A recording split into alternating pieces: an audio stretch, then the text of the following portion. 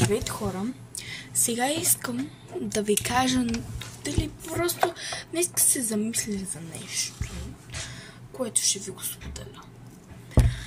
Не мога да кажа на семейството ми или на приятел, така нататък, нещо.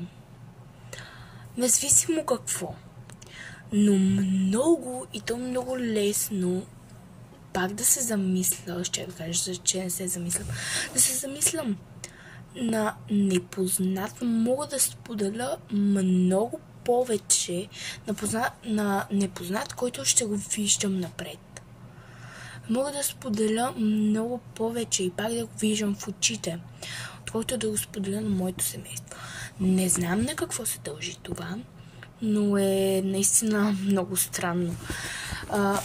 Напишете в коментарите вие дали сте попадали в някаква такава ситуация, виждали ли сте такъв човек или вие сте този човек.